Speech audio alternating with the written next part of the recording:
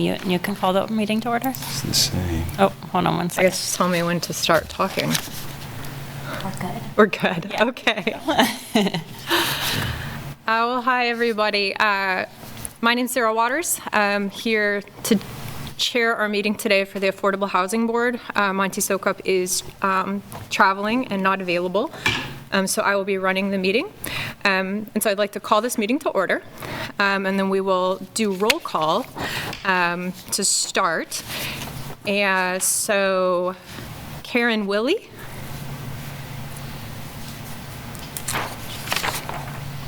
There she is. I know she's trying to get on. here. I know. She unmuted, but her audio didn't come. Okay, so I know Karen is traveling right now, and so we'll see if she's able. We see her on our Zoom, so I'm going to go ahead and count her. There she is. Hi, Karen. So Karen's here, but I know again traveling, but we'll be joining remotely. Nicholas Ward. Here? Oh, it seems, I apologize, Ms. Chair. Kurt, it seems like there might be a problem with our audio. What do you mean? We didn't hear Nicholas, but I saw him unmute. His box went yellow. Oh. Must be Monday. Monday here at City Hall. We're checking just a moment, please, board.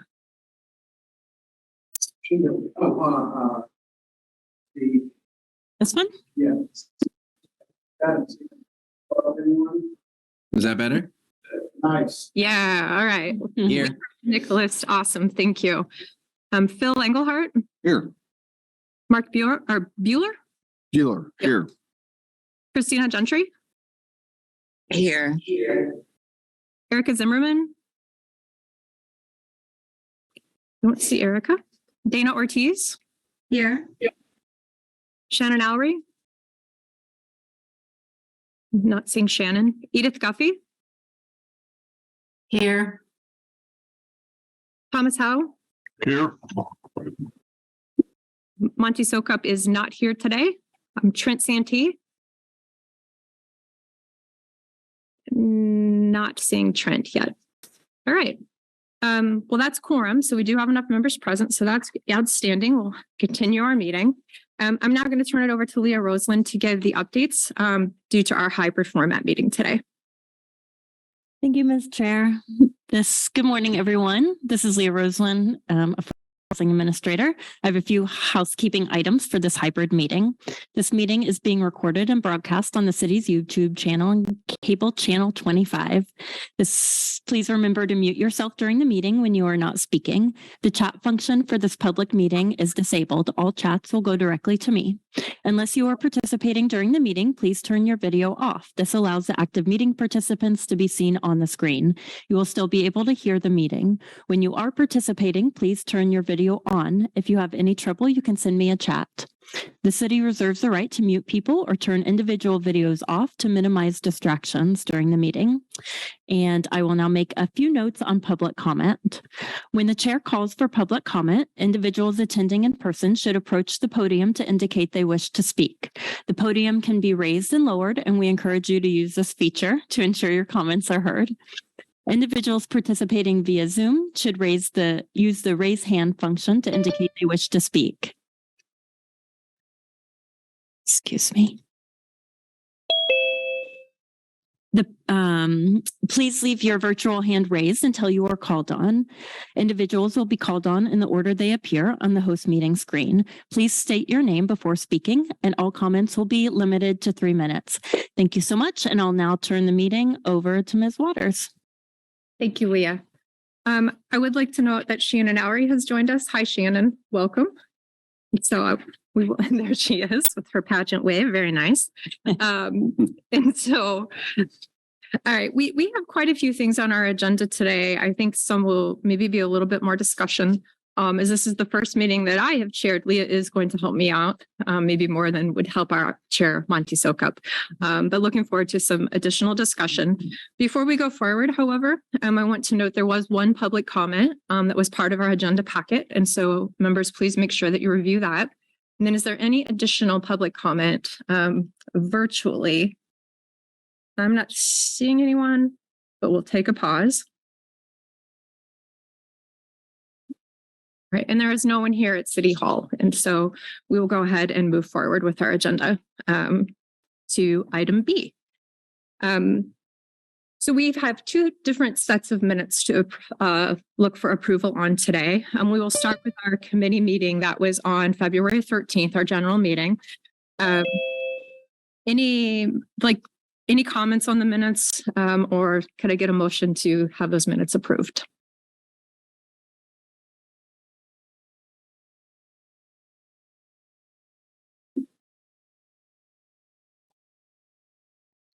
I'm Christina Gentry. I make a motion to approve those minutes.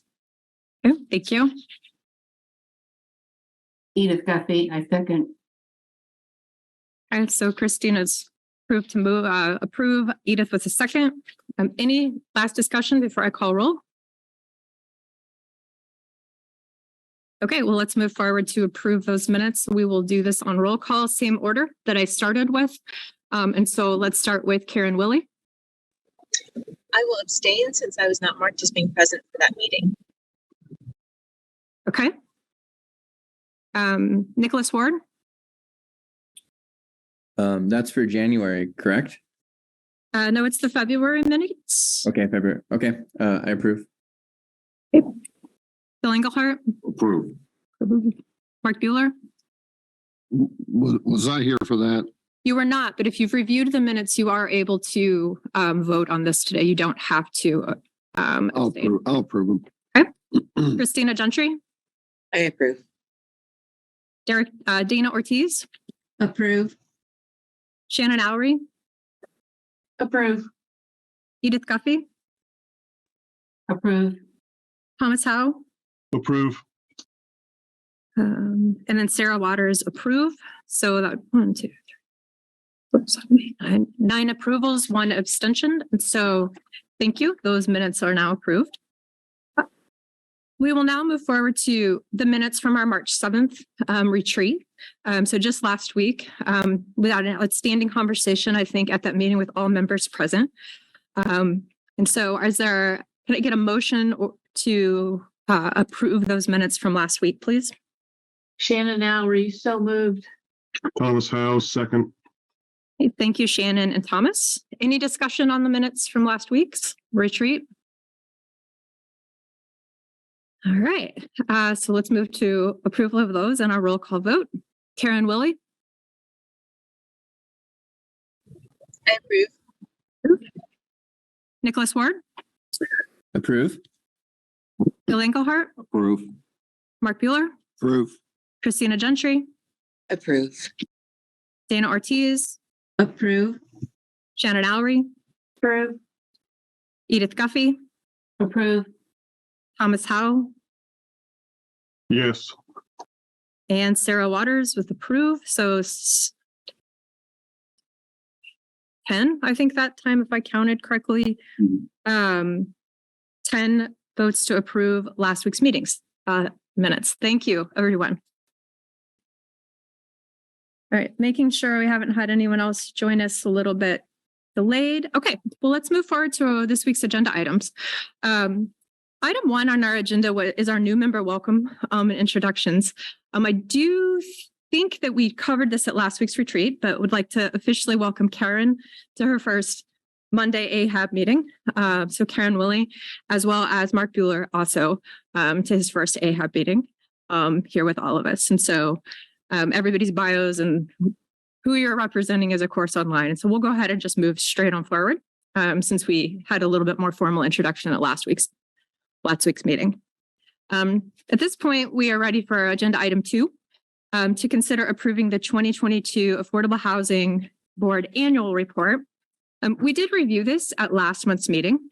And so hopefully everyone's had an opportunity to review the draft that Leah and staff here had made some edits in different pieces based on our feedback at last month's meeting. We do need to approve this today. And so as a reminder, although we did significant work at our retreat last week, this report is capturing last year's work of the board. And so while I think there were things discussed at last week's meeting that we might like to see tweaked and different in future annual reports, those would be our future annual report at this point.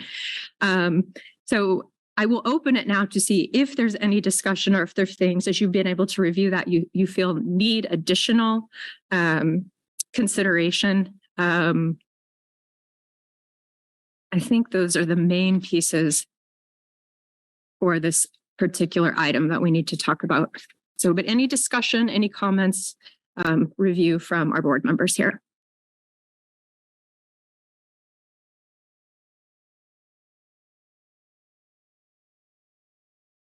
I know, Shannon, your comments regarding leverage were incorporated. There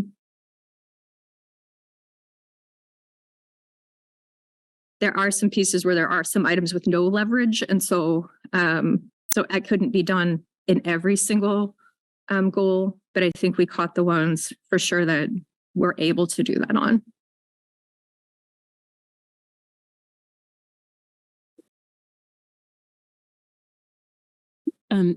This is Leah Roseland, Affordable Housing Administrator. I just wanted to note that I see that there is a formatting issue right here. So before submitting to the City Commission, I will fix this funky thing.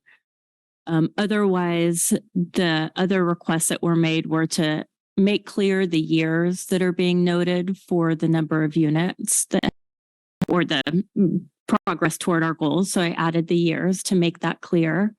In addition, broke down the different progress between, where is it? Vouchers versus emergency rental assistance. And then also included the leverage ratio for last year. I believe that's all of the changes that the AHAB wanted to see for this report.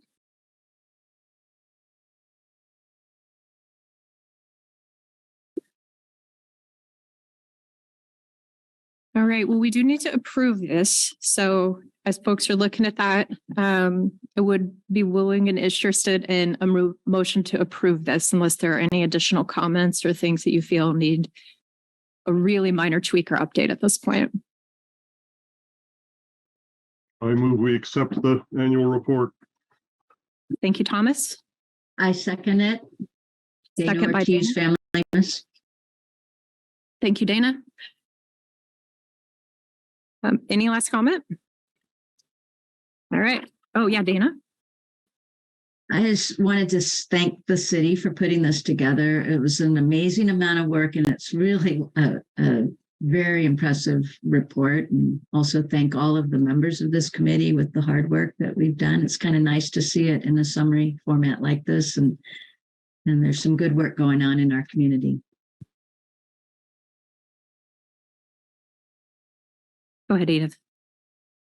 I would like the minutes to reflect that word of appreciation. All right. Thank you, Dana and Edith. Yeah, an incredible amount of work. And I think especially after our discussion last month, the changes in how Leah was able to get those incorporated is definitely shaping the work that this group has done and with all the different partner agencies and folks. And so looking forward to moving this forward into next year. So let's go ahead and get this annual report approved. So we're voting to approve this annual report. I'm going to go through roll call again. Karen Willie. Approve. Nicholas Ward. I approve. Bill Engelhardt. Approve. Mark Bueller. Approve. Christina Gentry, excuse me. Approve. Dana Ortiz. Approve. Shannon Oury. Approve. Edith Guffey. Approve. Thomas Howe. Approve. And Sarah Waters. So approved that, all the hard work unanimously by those present today, 10-0. Thank you very much. All right, so we are cranking through this agenda, but we're coming to the really good stuff though. And so let's now our next agenda item is to review and consider approving the 2024 Affordable Housing Trust Fund Grant timeline. Is our work for this coming year. So we approve things for the 2024 spending during the 2023 calendar year. And so I know when Monty and Leah and I were talking, we kept getting a little bit glitched in our minds, thinking, but it's not 2024 yet. Leah is going to take this agenda item to start and talk about the proposed timeline and some of the considerations that we've put together based on past feedback of the board. So I will turn it over to Leah to walk through this timeline. Thank you, Ms. Chair. This is Leah Roseland, Affordable Housing Administrator. In reviewing the timeline, just want to note a couple of changes that have been made from the last year's timeline. The first is that I have allotted some additional time for the AHAB to discuss and make sure that there's agreement on goals and priorities specific to the next year's funding. And so I believe that last year there was 2 meetings, one where the goals were discussed and the next it was approved. And this time we're going to spend some more time going through that. So next month we will come back and revisit, and if the advisory board approves this timeline, agree upon the goals, strategies, and priorities for the 2024 NOFO. Then there's a NOFO committee this year that is working on updating the NOFO, the application, and the matrix. So whatever is discussed at the April AHAB meeting, the committee will take those recommendations back, and the AHAB will review changes, the draft NOFO documents in May, have a month to have some more input and changes, and then come back and approve in June. So instead of just looking at it over the course of a couple months, we're actually spending essentially from March until June discussing what the goals, priorities, and strategies the board wishes for the next round of funding. The City Commission would approve in July, and then the NOFO would be released this summer. Again, back to Sarah's point, this would be for 2024 funding, but we have to start in the summer with releasing the NOFO. Orientation meetings through the summer. The applications would be due in September. The other change that was made was to allow more time for the presentations, the applicant presentations. I apologize. Karen, I saw your chat and I will answer that in just a moment. So the presentations will happen at the regular October meeting, and then based on feedback from last year, the AHAB would hold a special meeting in October as well to then discuss the presentations, discuss the applications, start some group prioritization of projects. And then the scores would be due to staff after the board has a chance to talk about that. Last year, again, if you recall, for those of you who are members of the board, the scores and individual recommendations were submitted prior to the board ever having a chance to discuss that as a group. So now the board will have a chance to discuss that really twice, one before the scores are submitted to help inform individual recommendations. And then in November, those final recommendations would be made with commission approval in December, funding to begin January 2024. I also want to note there's been discussion for a while around trying to align our NOFO process with KHRC LIHTC application periods. So I've included here their timeline for 2023. They haven't released 2024 timeline, but I'm assuming it'll be essentially the same. So if any members have thoughts to how we could further align, in my mind, it's lined up perhaps the best we can do. But of course, if there are other suggestions or recommendations, now would be a great time to discuss that. And then to respond to Karen submitted a question in the chat, who serves on the NOFO committee and when are they selected? That was done, I believe, at the January AHAB meeting. the AHAB moved to form the committee, and any AHAB members who are interested volunteered to serve on that committee. So if any new members are interested in serving in that committee, we would absolutely welcome your participation. And you can just reach out to me and let me know. So any questions or comments about the timeline, I will turn it back over to Sarah to facilitate the discussion. Thank you, Leah. Also, just for Karen's question, so on that group currently that had done the initial conversation about the NOFO, it was me, and then Monty Sokup, and then Dana Ortiz. So we had met once after that kind of call for who would like to be involved in that small working group. We gave a brief report out at one of our last meetings. And then now we were waiting for the retreat to take that next piece and start to shape what this year's process will look like. And so, thank you again. Leah gave a great overview. What questions, board members, the floor is yours, as we're going to look to ultimately try to approve this timeline today. If we can get agreement that this is what we want to move forward for the 2024 cycle. Go ahead, Edith. Yeah, I would just ask that we not wait like a month out to set the date for the special meeting in October, that we do that like 2 or 3 months out. I'm kind of time bound, that we kind of plan for that earlier rather than later. It's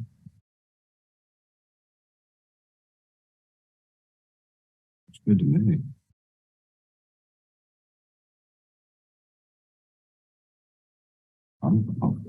I would say that October, that special meeting, just a little more context. This is Sarah Waters with KU. And so as board members, I think we're supposed to introduce ourselves and also share briefly our agency when speaking. It's okay, Edith. Be member at large. Yeah, but I think that's important in terms of our virtual presentation today. Yeah, I'm very pleased to see that special meeting. I think in the conversation, I know, especially when Dana and Monty and I were meeting, it's hard after the presentations because I think different board members have a lot of things that they're looking at. And so the opportunity for us to come back together after we've heard presentations and hear what folks are highlighting, what folks feel are meeting our goals will be important ultimately in how we will score. I mean, we'll score based on our own agencies and our own interests in this group, but having that opportunity to have a meeting of the minds with the Affordable Housing Advisory members, I think will really help me shape my view of this coming year's process. So I just wanted to acknowledge that. Thank you, Leah, for hearing that as we were kind of putting this together. I think that will help quite a bit. And we'll set the date, Edith, as soon as we get confirmation that this will be our timeline. I think we could do that in the next couple meetings. Other comments? Yeah, Christina. Hi, Christina Gentry, a member who has received housing subsidies. I really appreciate the extension of the timeline. And this is not to, get in the way of us voting today, because I approve that.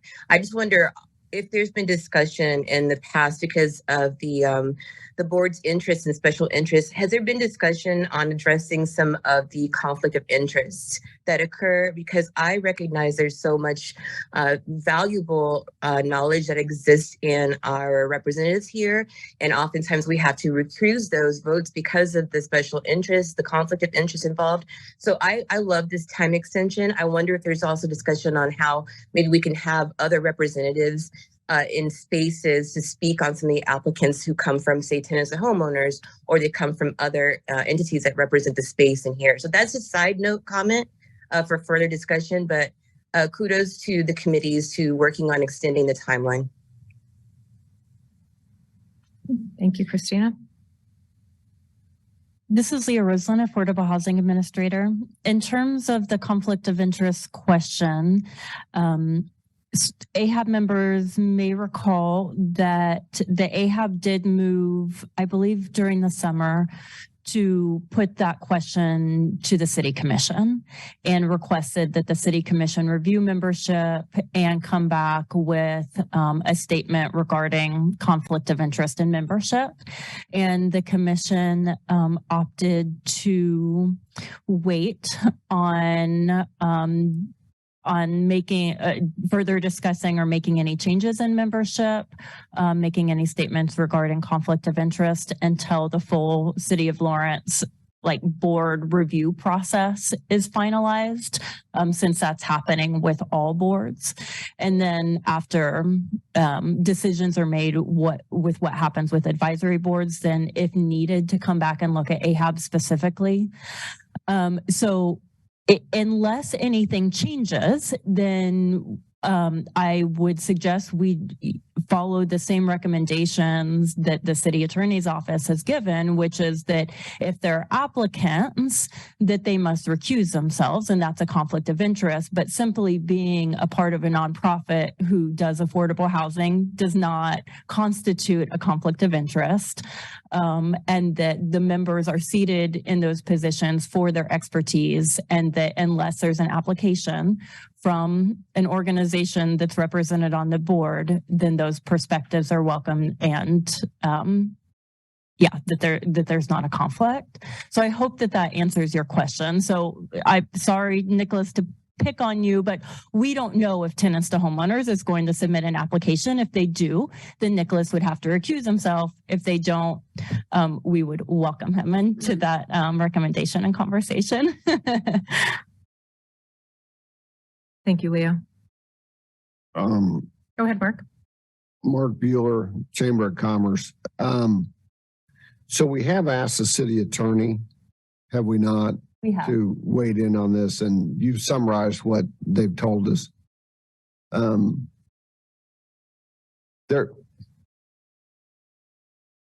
need to get my head around that. I'm a little worried that the perception is that, and I don't have numbers, but if a significant amount of the funds we allocate go to those that are on the committee, I don't know what the legal term is, but it kind of feels like a bad look. But they have spoken, is what you're telling me, and that's all we're going to get from them. Okay. Interesting. All right. Thank you. This is Leah Roslin, Affordable Housing Administrator. I guess I do want to note as well that it seems to me like there's been assumptions, perhaps maybe based on historical applications.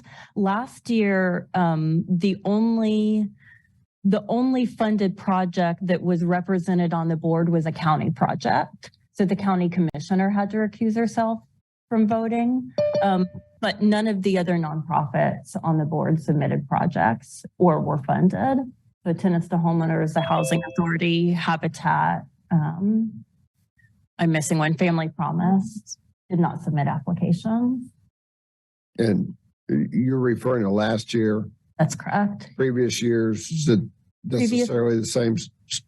Previous years, they have been funded and they've recused themselves. Sure. I'm sure they've acted appropriately. Okay. I had a couple All right.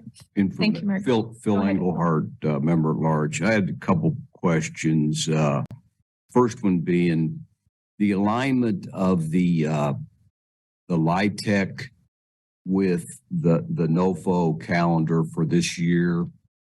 When applications are brought up in applications due the middle of September, will the applicants have, I mean, as part of their packages, will we know if they are anticipating LIHTC funds for their project? Will we know that at this point? Being new to this, I really don't understand how this unfolds, but does that question even make any sense? I'm asking the alignment of LIHTC, the 9% LIHTC credits with applicants' packages to AHAB.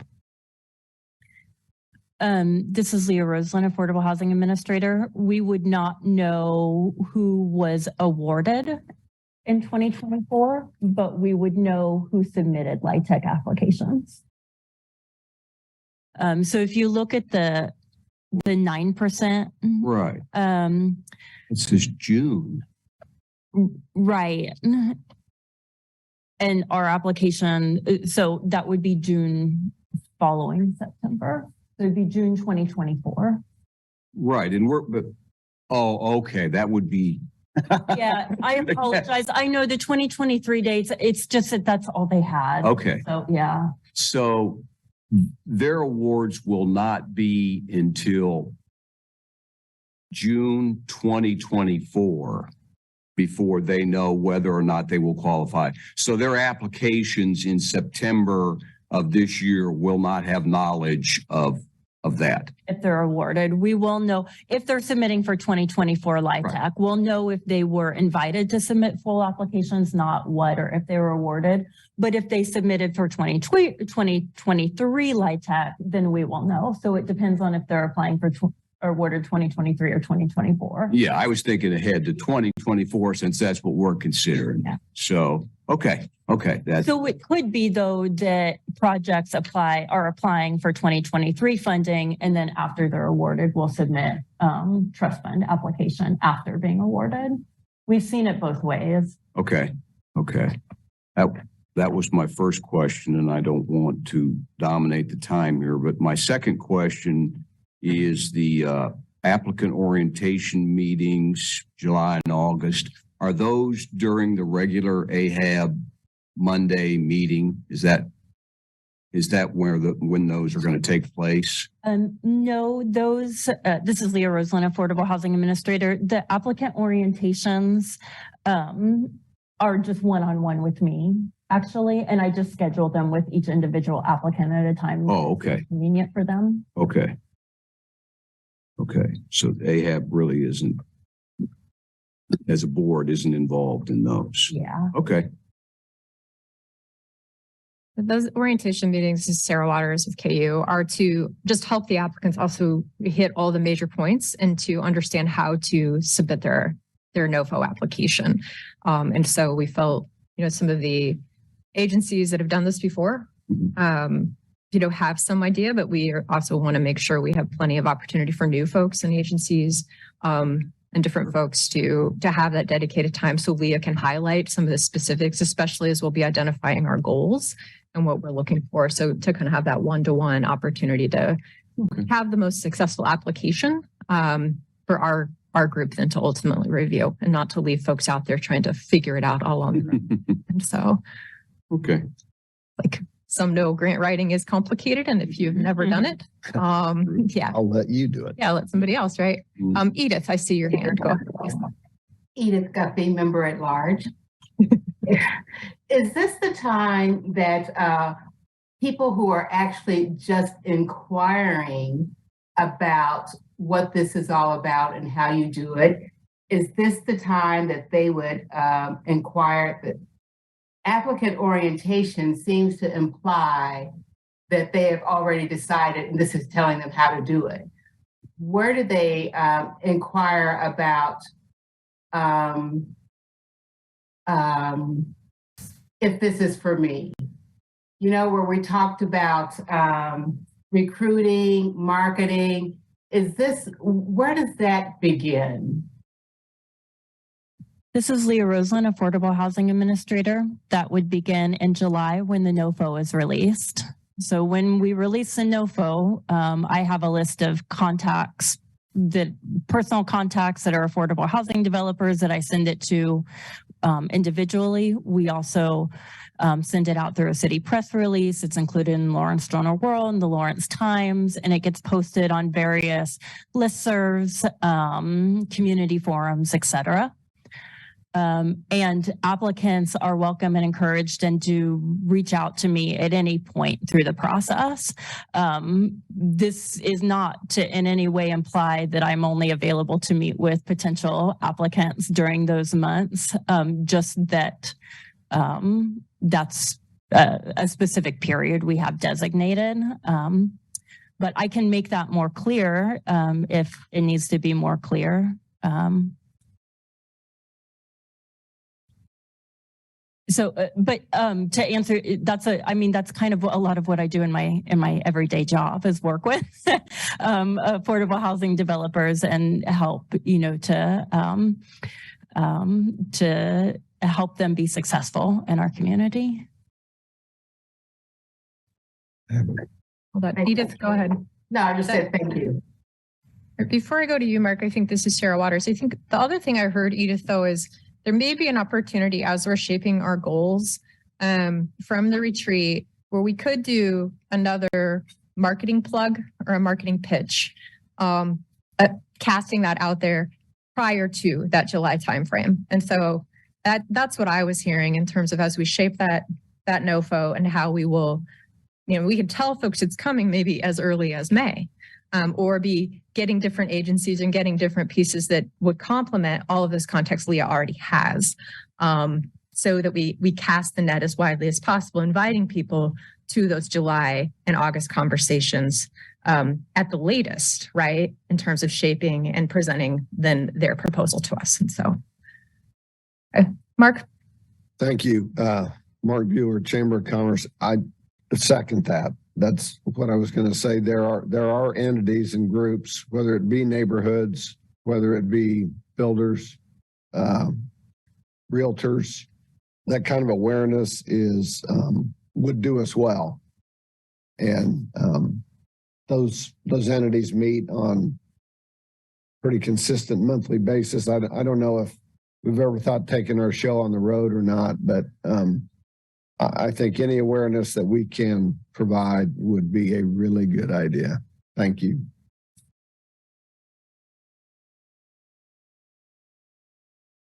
Additional comments about this timeline? Any other considerations or recommendations from the board? This is Leah Roseland, Affordable Housing Administrator. If I could just ask for clarification, is the AHAB, do you all want me to add that as a specific activity in the timeline to begin marketing or to begin communications? Or is... I would appreciate that. So I'm seeing Mark and Edith both saying yes. I think it makes sense. This is Sarah Waters, Leah. Yeah. General thumbs up from board members on their Zoom screens. So yeah, Leah, I mean, do you want to put that in as an April or May? Like, I mean, I think as soon as we have our goals and some of those pieces, it would make sense. Okay. And it might not have a ton in it other than this is coming, right? And things that the board's looked at in terms of the NOFO committee. Good. So sometime in April. Okay. Which is not that well, or May. Maybe it needs to be May. I was like, oh my goodness, that's next month. Why don't we make it a May? I know it's okay. Ooh, time flies. Okay. All right. But I think that again, it's that shaping of goals and that awareness of everything and what's available. And I think when we get to our next agenda item and start talking about the amounts of funding we might have available, that becomes even more critical. So, Leah, do you need any other clarification? Is that good? That's perfect. Okay. Thank you. All right. Any other comments?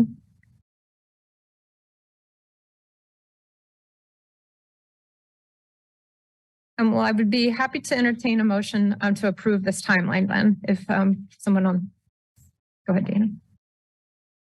Dana Ortiz, Family Promise of Lawrence. I make a motion that we approve this timeline with the addition of some announcement PR marketing to begin in May.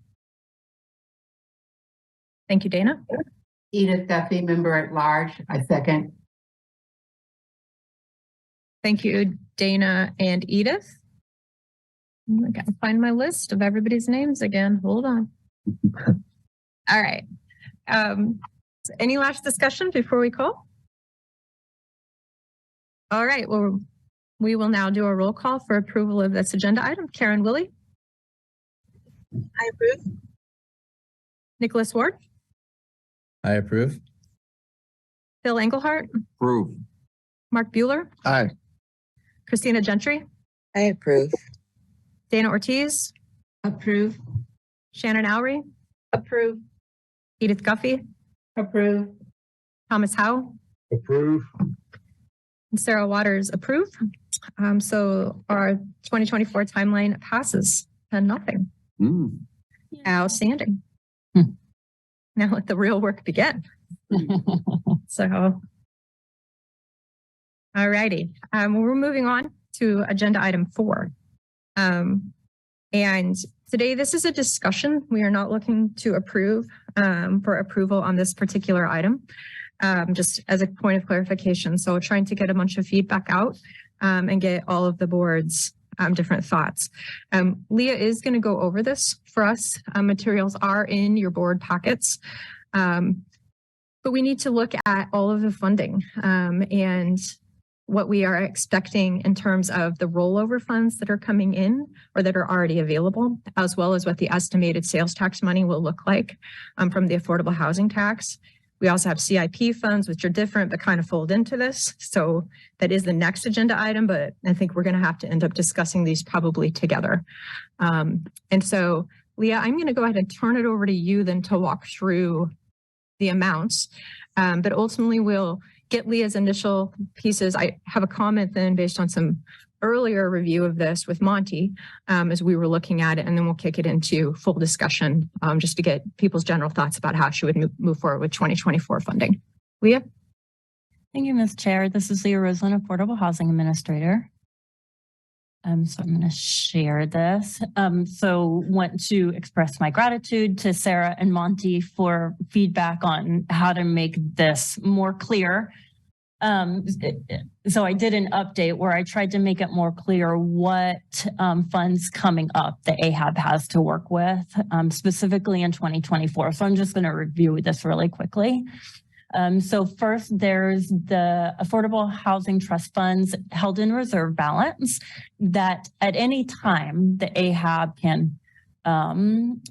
can put a recommendation in to have that moved to be able to spend whatever is in reserve. This is the full amount that is allowable that can be requested to be moved to the spend balance. And it can be used for any purposes that the trust funds are can be used for. So development, acquisition, rehab, or support services.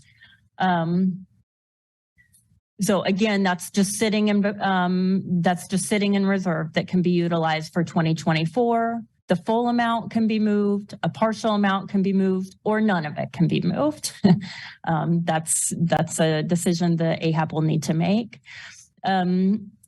Moving down is just so you can see there's also, we don't know what the 2024 sales tax proceeds will be, but based on previous years, we're projecting it to be around 850,000. And then in 2024, in addition, the AHAB has a CIP line item, and that's another decision that the AHAB will need to make what to do with that. So it's 380,000 allocated in 2024 and 120,000 in 2025. And based on the CIP application that was submitted, that does need to be utilized for affordable housing infrastructure. The AHAB does need to make a recommendation for a specific project or process that needs to be approved by the City Commission before we can start any process. So I think Sarah will facilitate a conversation about that. So you can see then potential funds and balance, potential funds for 2024 with all of this together. So, and again, I guess I just want to make it, the CIP can either be a completely separate project or it can be rolled into the regular NOFO process and just be pooled with the regular funds that the AHAB has. I would like to make a recommendation that if the AHAB wants to pool the funds together, have the CIP just with the regular NOFO process, that the AHAB consider two different buckets. And because really the CIP needs to be utilized for infrastructure. And then I also just was asked to include some other funds directed towards affordable housing. So that lists those here. The home ARP that we heard a presentation on last year, that NOFO will likely go out this summer.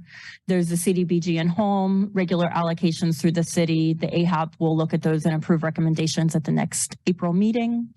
And then there's city ARP funds that were approved for affordable housing development they're awarded by the city commission already. So that's sort of just an FYI. So I'm happy to answer any questions, but unless there are any questions, then I'll turn it back over to Sarah. Mark, you have a question? I do. Mark Bueller, Chamber of Commerce. The city art money, that is not our perusal, right? That's their perusal. You're just sharing that they have it. Yeah, that's correct. And it's already been awarded. Yeah, but we don't vote on that anyway. Correct. Right? Right. We can cheer, but no vote. Okay. Correct. Yeah. Thanks.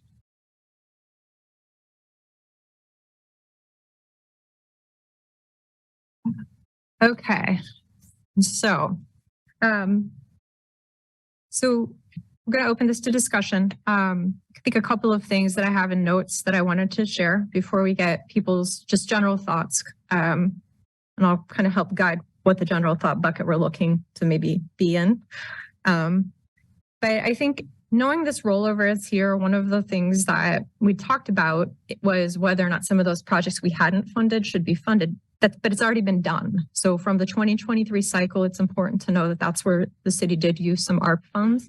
And so things that the commission was interested in funding have already been funded. So I just want to make sure we take that off the table because that was a little confusing to me. And Leah brought that forward.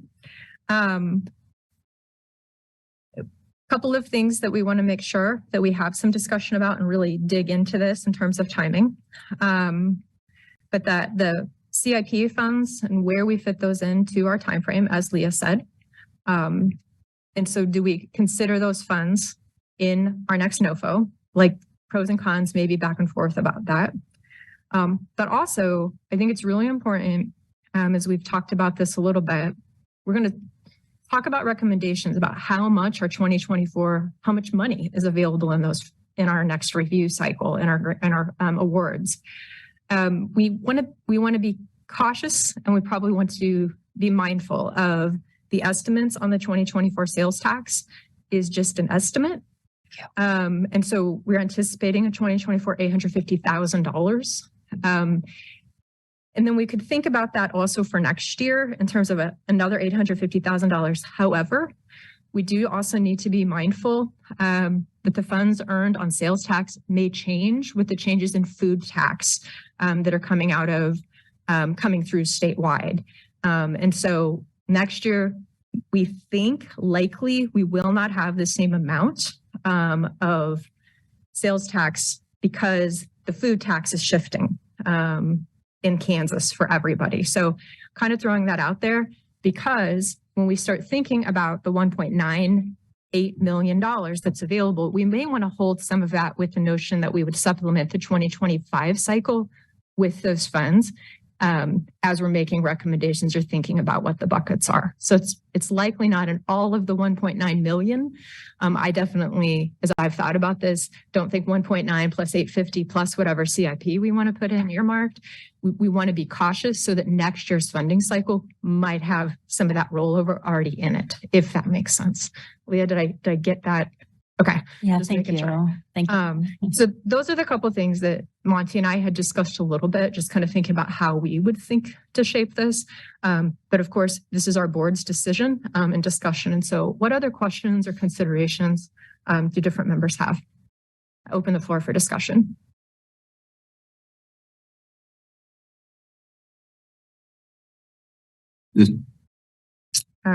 Phil, I think you were first, so go ahead, Phil, and then we'll go to Mark. I'm quick. Phil Englehart, member at large. Couple questions that I have. First of all, the term infrastructure has been thrown around a few times.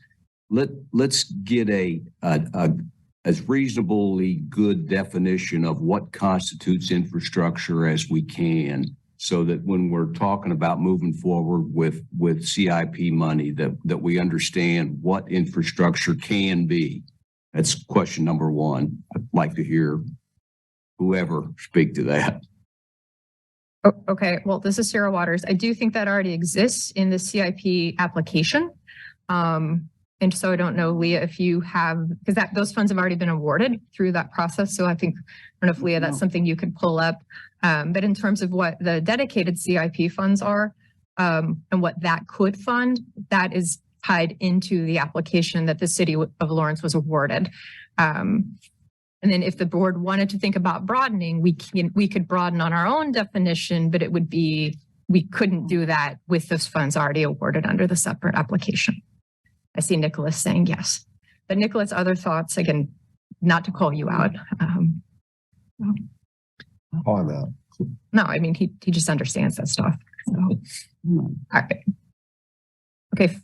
This is Leah Roseland, Affordable Housing Administrator, to further operationalize that. So just according to the City of Lawrence CIP, it can be projects that involve needed repairs or improvements to existing infrastructure, e.g. streets, parks, cities, facilities, sewers, and the acquisition or construction of new infrastructure.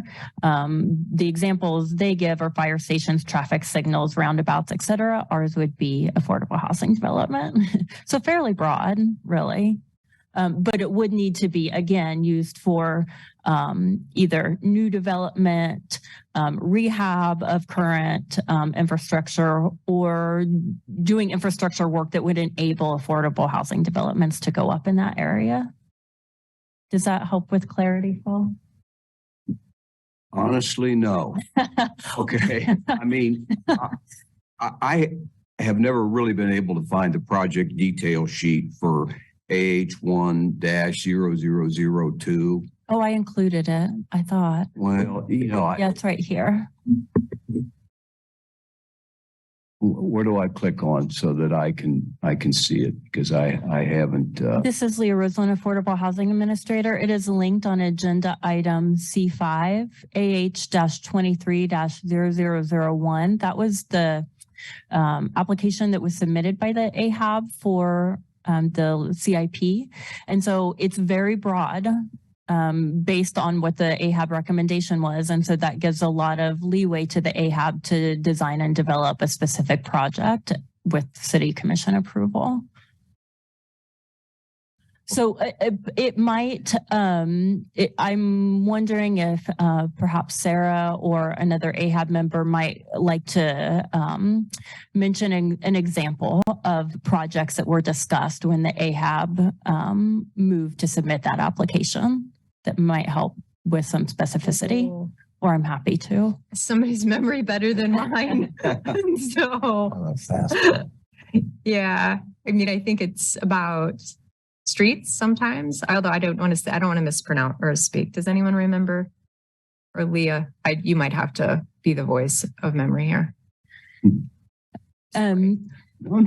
This is Leah Roseland, Affordable Housing Administrator. So one of the projects, for example, that we got, I believe it was a 2022 AHAB application, was for a project called Going South by Salm. And that was a specific project that AHAB had recommended because that application was for street work, I believe. It wasn't for the construction of the actual units. It was street work to enable that area to be developable for housing. So that's one example. So yeah, I'll leave it at that. And perhaps an AHAB member has some more details that they'd like to offer. But again, I just want to note that it's if Phil or if any other members have recommendations or ideas, that now's a great time to discuss those, and that it's very broad as long as it in some way supports affordable housing infrastructure and development, then it will likely be approved. So the AHAB can really use a lot of creativity, and some projects that have been discussed in the past could perhaps come to light through the CIP item. Yeah, Mark. I've got a lot to say about this. I'll need some help with it. I think we all know we're behind the 8 ball, and we wish we had $20 million, and because we believe there's an insatiable need for affordable housing. And to that end, if we can encourage, if 100,000 can encourage $1 million investment toward this goal, that's a good thing. What I want to say about infrastructure is this. The definition may be broad, but as we look at applications, I know enough about development to know that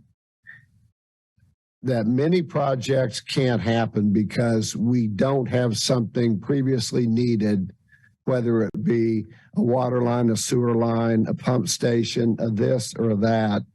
And so the project wanes or dies or doesn't happen. So I guess I would like for us to have an awareness that there may be an infrastructure.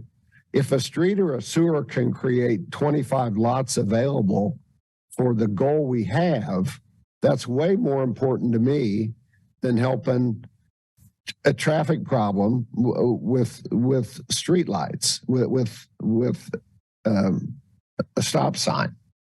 Now, obviously, I want a safe neighborhood, but I think infrastructure can be encourage further other development and interest down the way. So I would be very interested in us being aware of the value of an infrastructure improvement with the little money we have, subject to all the other needs and demands that we have going on. And then I have an overall comment about the funding, about whether we should hold back, wait for future years. Again, my feeling is we're drowning in a need for affordable housing. And I think by making it available doesn't mean we have to spend it. And I think that would show the community that we're interested in all hands on deck to help with this goal that we all want to see accomplished. Thank you. I see a hand up, but I can't tell who it is. Because it's This is Karen somebody. Willie, County Commissioner. Karen, go ahead, Karen. Thank you. I wanted to also kind of echo what Mark had said about not understanding what is the value of holding back money when the intention for the money is to build permanent structures.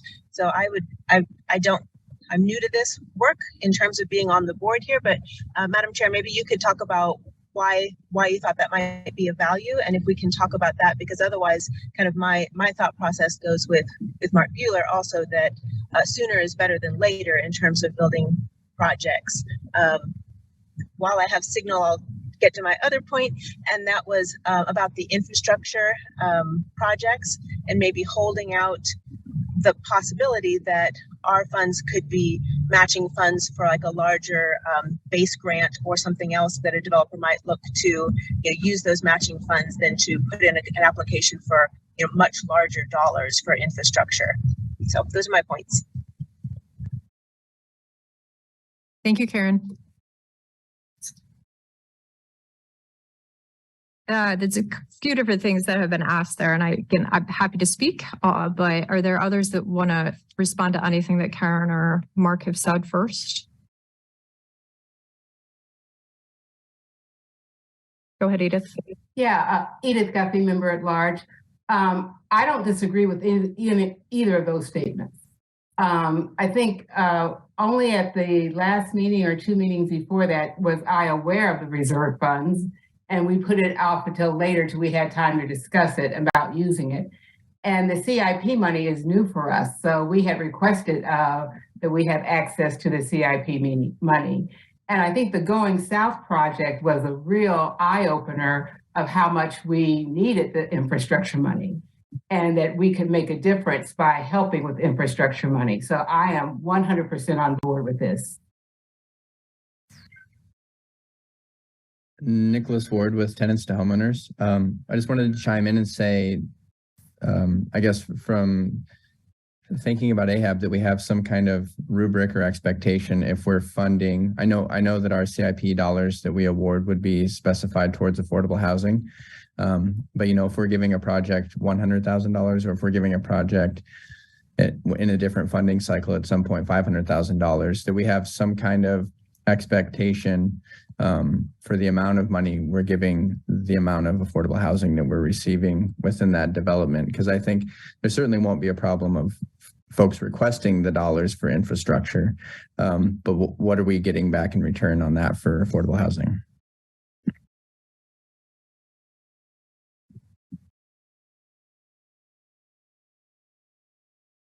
This is Sarah Waters with KU. So on that front, just in terms of the infrastructure,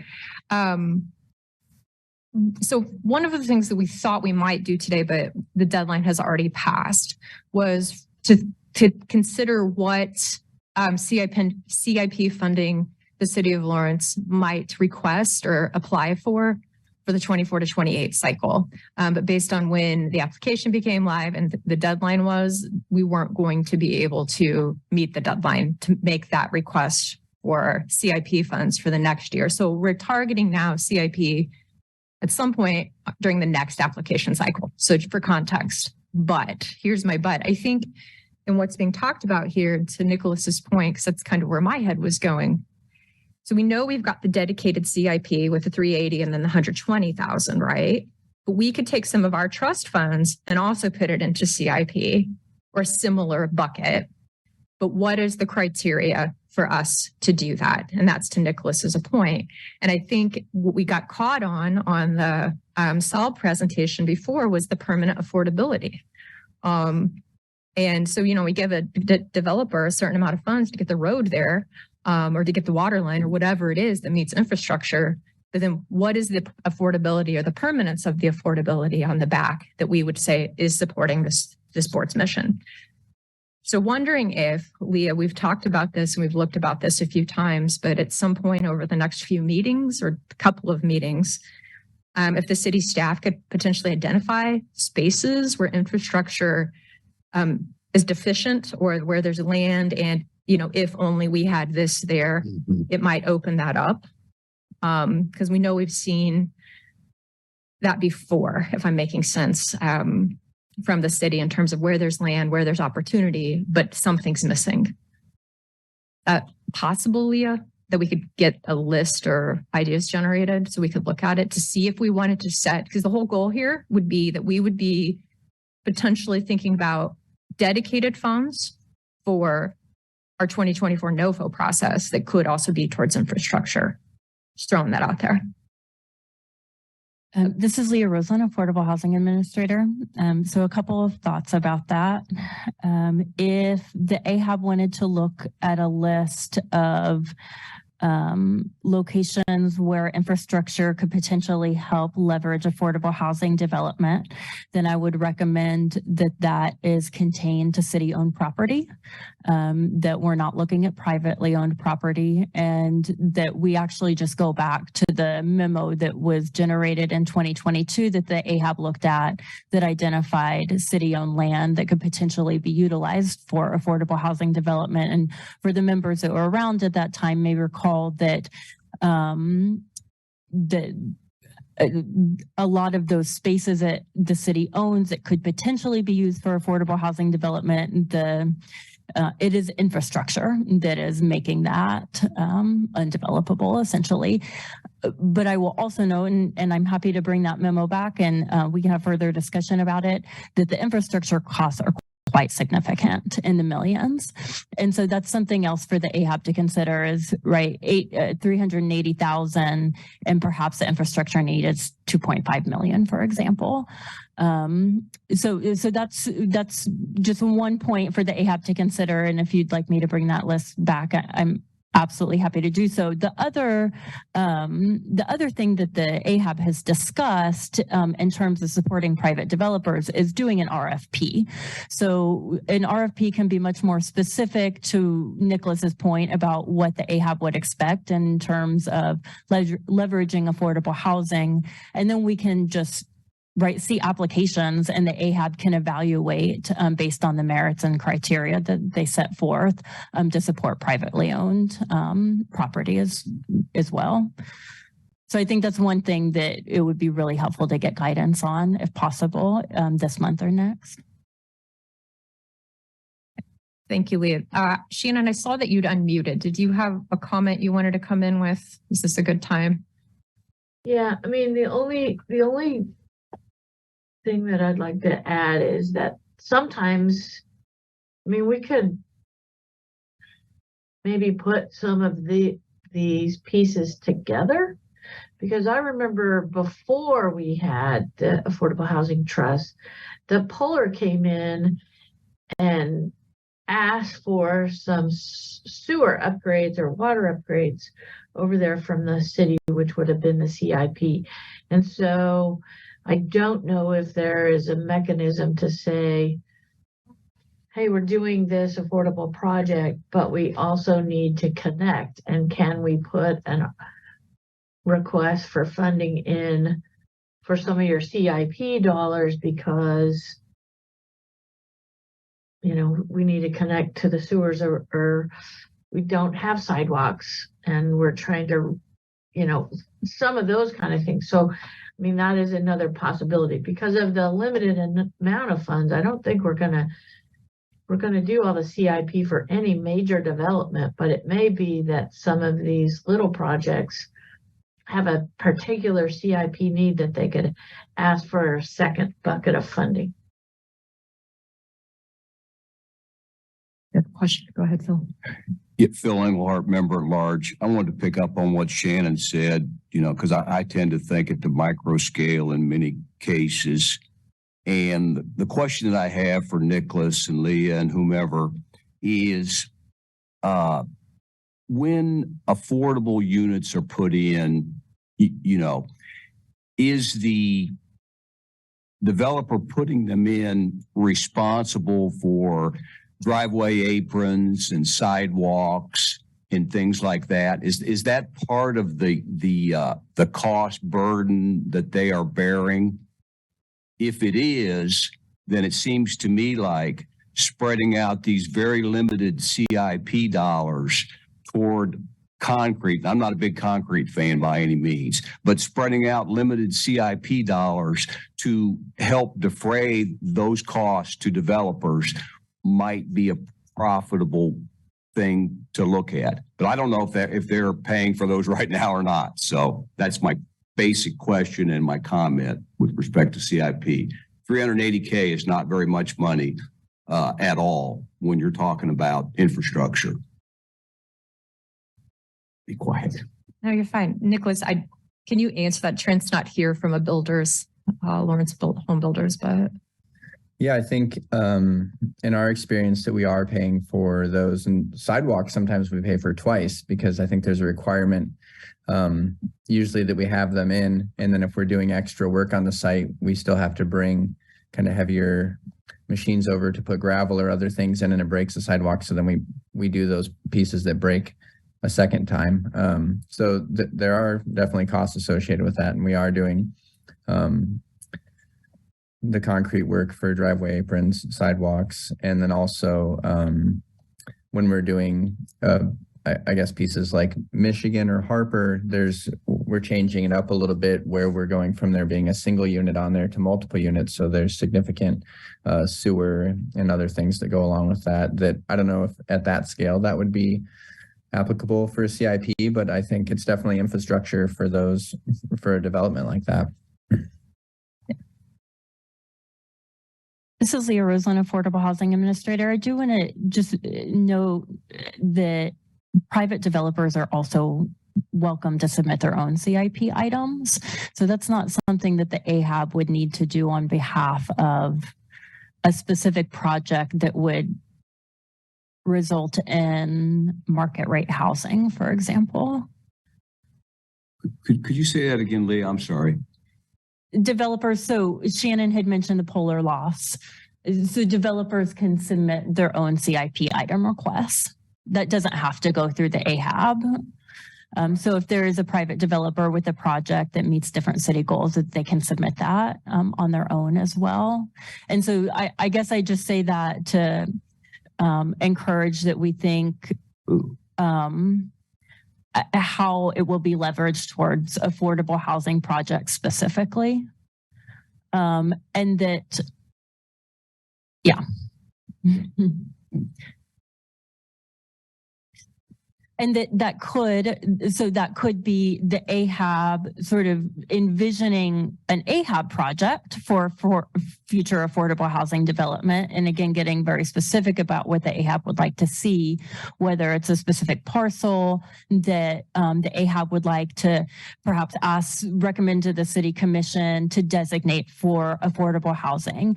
And then some CIP funds are put to do some infrastructure work. And maybe it doesn't all get done in 2024.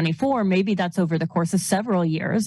The AHAB continues to request CIP funds. I'm looking, and I'm sorry, I can't bring it up, but I will work to bring it up at the memo. And so one of the sites is Southeast Collector Street Extension, south of East 25th improvement. So that's an estimated $20 million of infrastructure work that needs to be done. So maybe over the course of years. And then once the infrastructure work is done, then an RFP gets issued to develop.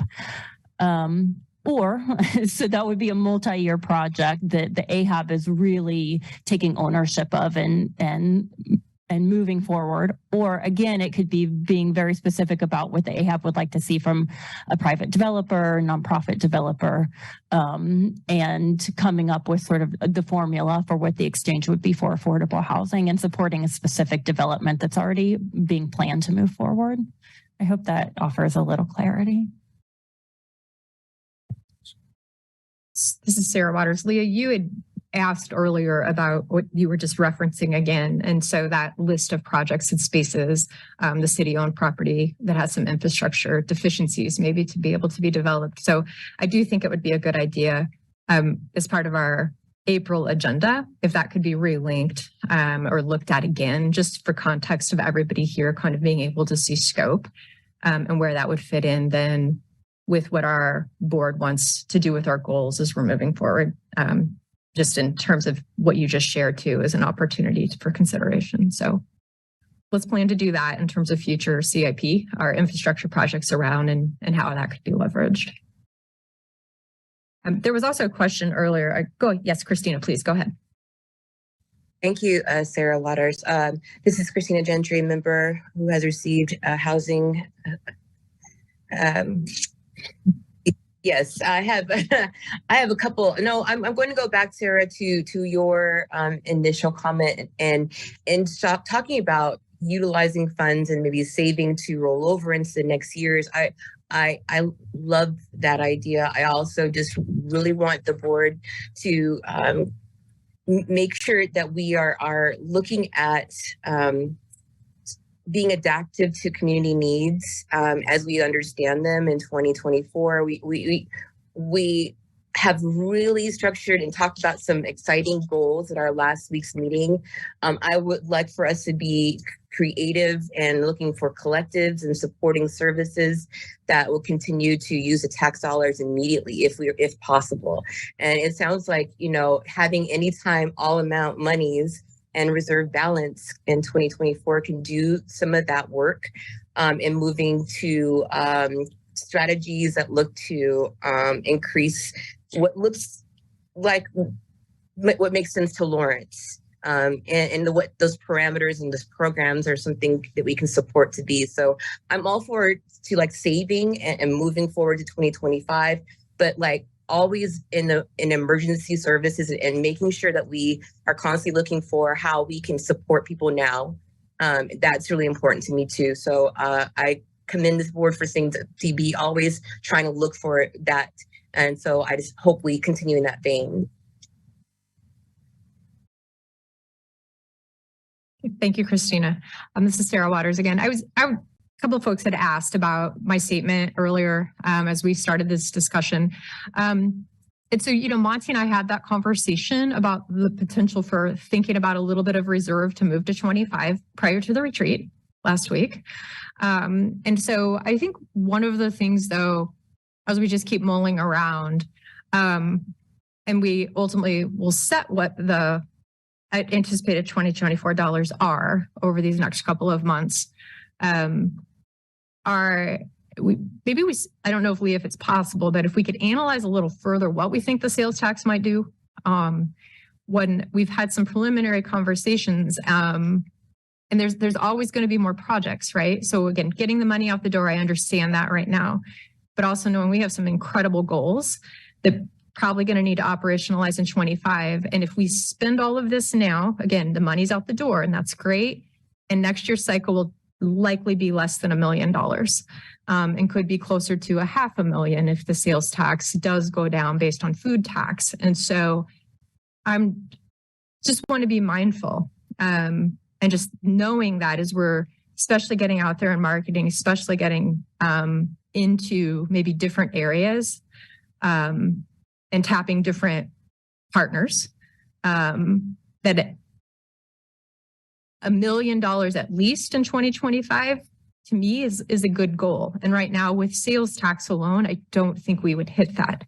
And so I don't know, again, we could go either way. And I think looking at it, but again, as long as we're in alignment about what we're going to fund, and that to Mark's point from earlier, just because we put out, and I'll make up a number here, $2.5 million for this year's cycle, we don't have to fund all $2.5 million.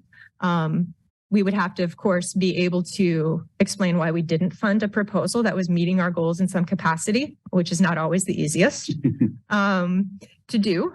But that would be something I think over these next couple of meetings as we have more conversation, or you're able to review this and think more about it. I think we'll build consensus eventually. I just don't know where we're going to get. We won't get there today. This is kind of discussion one. Okay. Ms. Waters, if I could just, this is Leah Roseland, Affordable Housing Administrator. I wanted to offer one other point that the AHAB may consider, which is the Land Development Code update.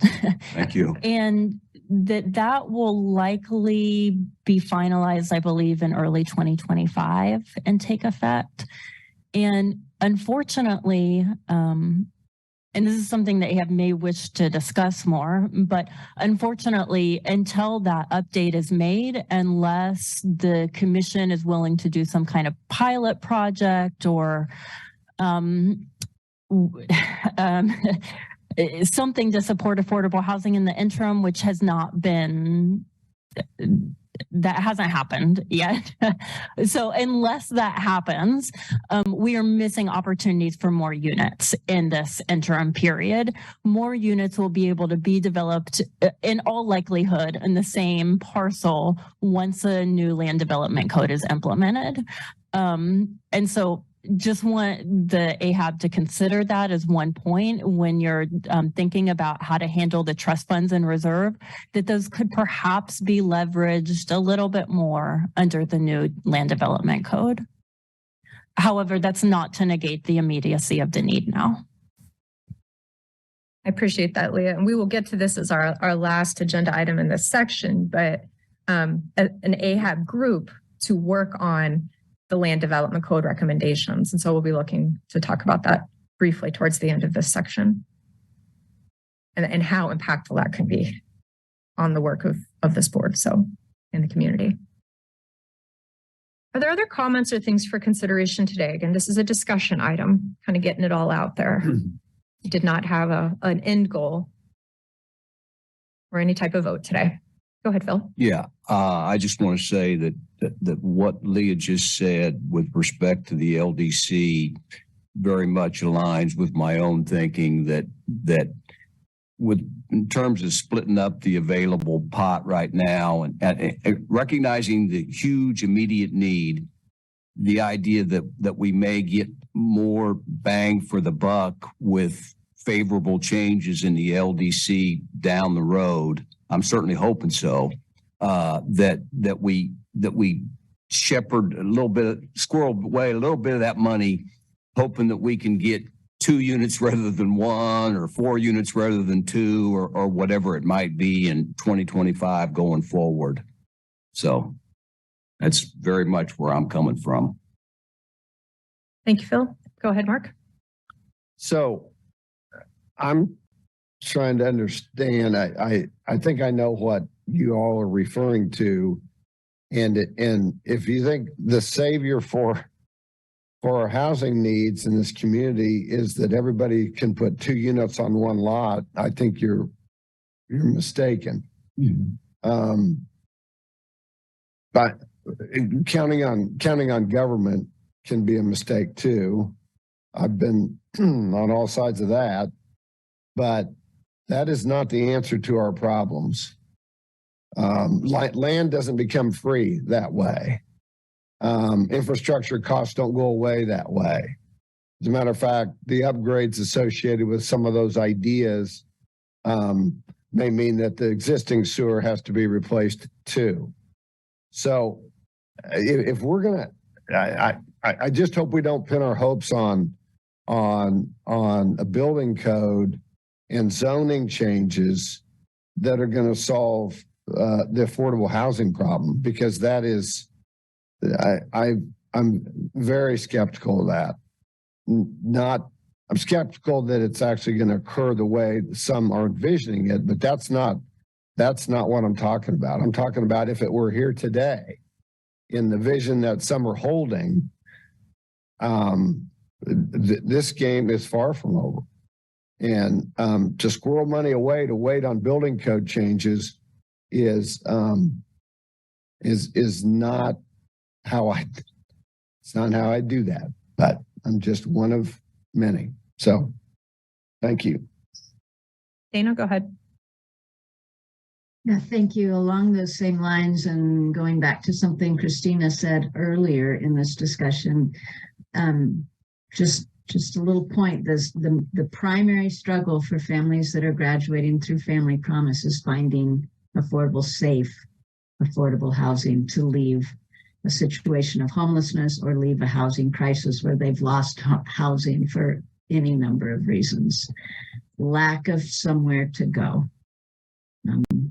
That is the number one obstacle. So just to keep that in mind in this discussion. Thank you.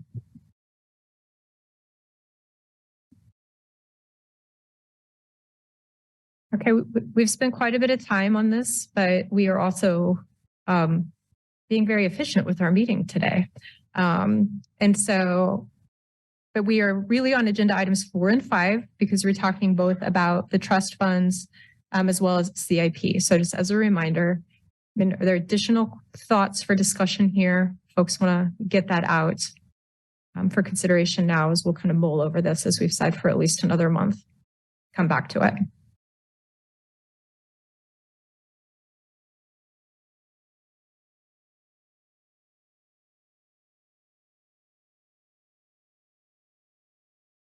Okay. Then thank you. I mean, that was a good, robust discussion. I think, again, right, it's all about how everything weaves together and how all these many parts weave together, but especially how everything will weave into those goals and where our priorities are as we, I think, got unified with still lots and lots of ideas on the table after last week's retreat. And so please continue to think about things, continue to think about what you do if you were going to solve it all, because there is no one right answer, right?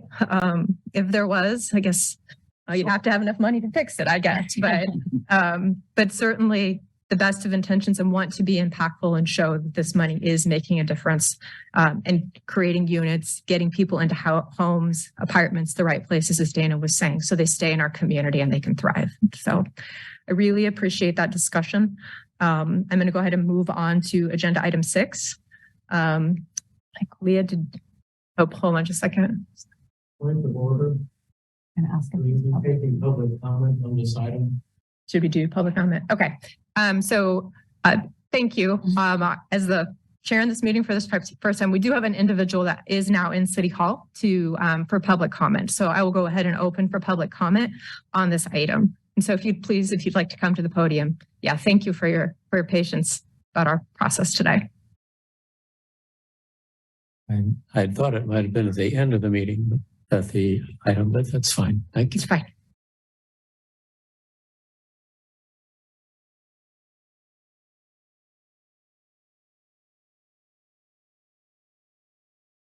Thank you, Chairwoman Waters. My name is Michael Allman. I'm with Sustainability Action Network. I'm really happy to see this item on your agenda today. I have spoken with Monty Soka a bit about this, and maybe he was instrumental in getting on the agenda. I don't know. I've also spoken briefly with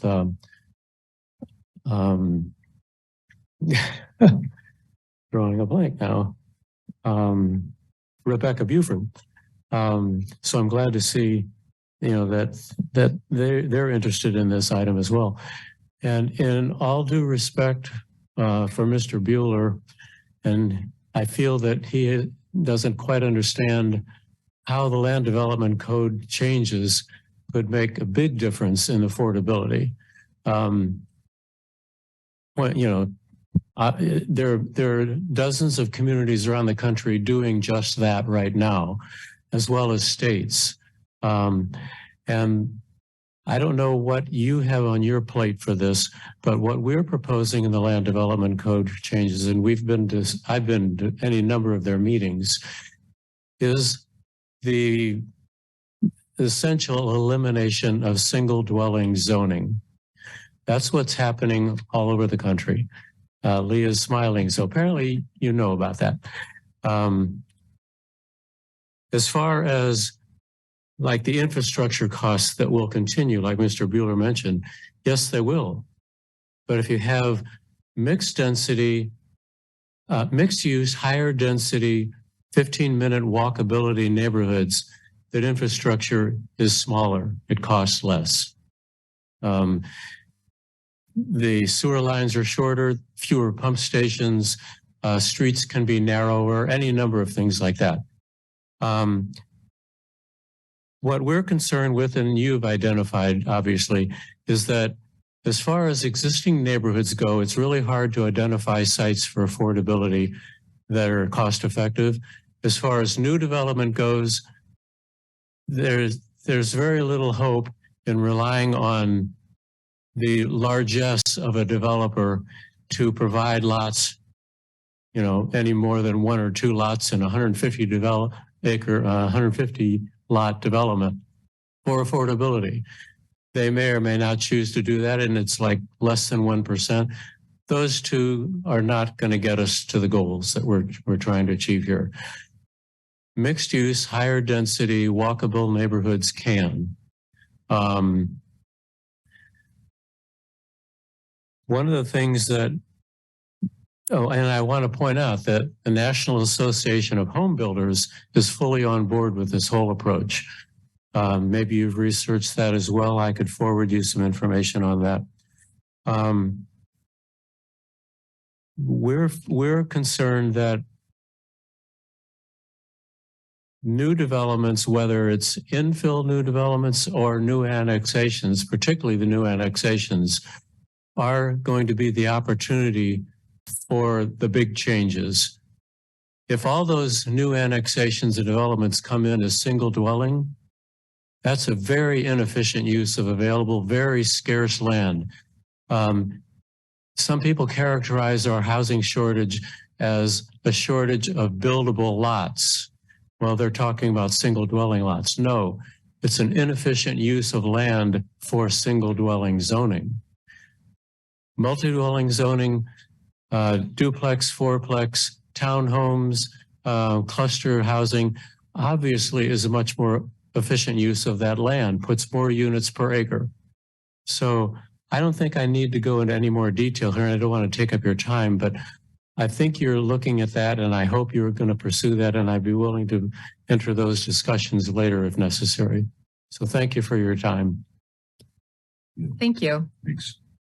I do also know that our group is always interested in resources. And so if there's information or things you'd like different members to be able to review, that especially bring to life some of what you're sharing there as your expertise, I think if you could forward those to Leah, they could be included in a written public comment and linked different pieces, or an additional public comment that you could always come back so that we can hear your voice. Thank you. All right, let me just double check anyone else for public comment before I come back to the agenda. Okay. And so our final item today is just to remind folks of what Leah already said about the land development code update, and for us to consider a letter letter of recommendation. But we also feel that we need to move this to a subcommittee for further consideration, if I am getting my agenda correct. So for AHAB, a subcommittee to draft a letter. So we need a subcommittee to get together first to have that conversation, and then decide if that would be a drafted recommendation at a future meeting. So what I've heard is people are interested in the subcommittee. We've heard that in the last couple of gatherings. And so I know Karen has voiced in an email earlier, just based on her driving today during our meeting, that she would like to be part of that. Is there anyone else now who would like to be part of that subcommittee? Leah will work to coordinate that group. And so raise of hands. So I see Phil, I see Nicholas, and I see Christina. Excuse me. And then we also had Karen. Thank you. Okay. So you will look for communication from Leah soon to coordinate schedules and get going. And then we look forward as our general AHAB of hearing back from you and where you think we should be going due to what I think many of us believe is a critical nature of that update to the land development code. Okay. All right, I am now to the quick updates of our section. And I don't think we have any quick updates. I'm reading my printout correctly. And so we are moving now to the calendar on just reminders of when our future meetings are. There's also the April 4th draft housing and homelessness community strategic plan presentation to the City Commission. So if you're able to join for that, I think it will be of value to our conversations here. But our next meeting will be back on April 10th. Discuss the meeting, or with you see it there, discuss meeting format, review and agree upon AHAB strategies from our retreat. Discuss racial ethnic strategies and resources will also be a key agenda item there based on that discussion at our retreat. So definitely be a very robust and impactful meeting, I hope. So anything else? The informal chair here ahead of you says, did I miss anything, or anybody else got something you want to say? So we will, good job. We look forward to Monty being back in April. Well, I know it's spring break for many of us with our families and our homes. And then definitely doesn't feel like spring here in Lawrence today. Yeah. And so, but really appreciate everyone being here today. Really appreciate the conversations. Please keep turning those wheels. And we'll see everyone back here for our April meeting. And this meeting is now adjourned. Take care. All right.